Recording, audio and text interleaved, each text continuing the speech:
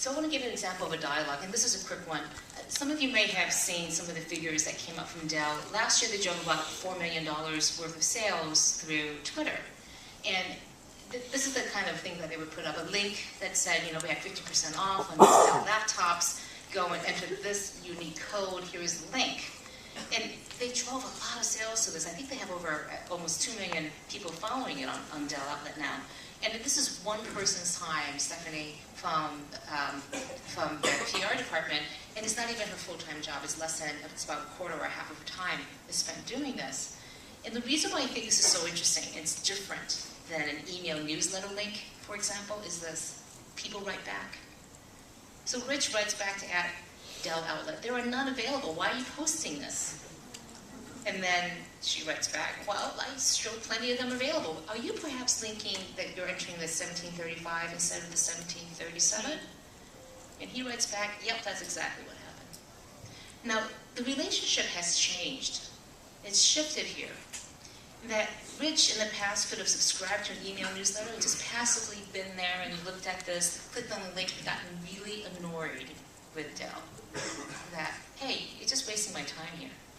And he would never have written back, he would never have picked up an 800 number, never have done any of those things. But now with Twitter, it's so easy. What do? You hit reply, right? Right back. The relationship has shifted and changed. Dell Outlet is somebody that you can go and talk to. And somebody in PR now is now doing sales support.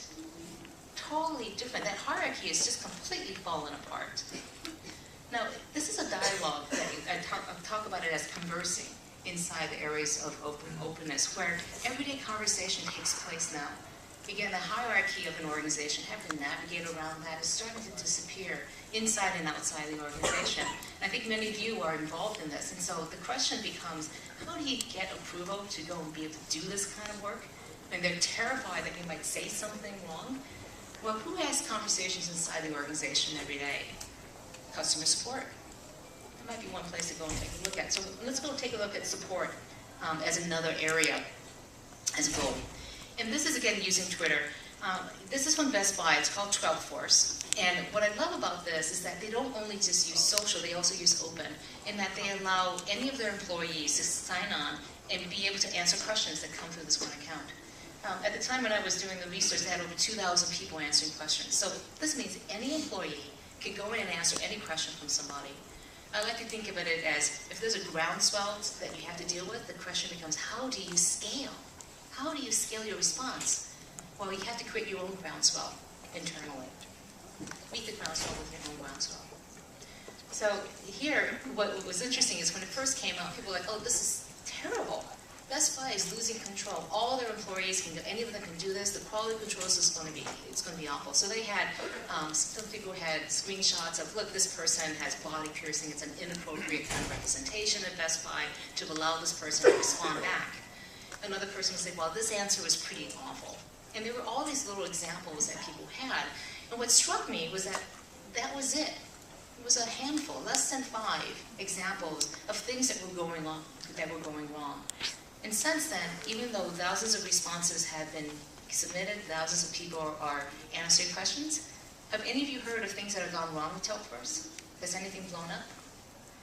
And in fact, if you think about it, the level of control that you have to have in order to allow your organization to do these things is really, you don't need to, because how many people inside organizations today oftentimes have access to blogging software, Facebook, Twitter, doing all these things, and yet they don't write about these things that could go wrong. You don't hear about a lot of things going wrong inside of corporate America or organizations and nonprofits, churches, schools, because people tend to not want to share those things, even though they could. So one area, last area, is innovation, and this is from Brazil.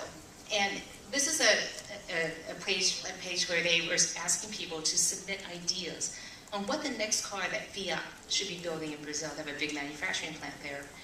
And they asked people to give ideas, and what I love about this is that it's under Creative Commons license.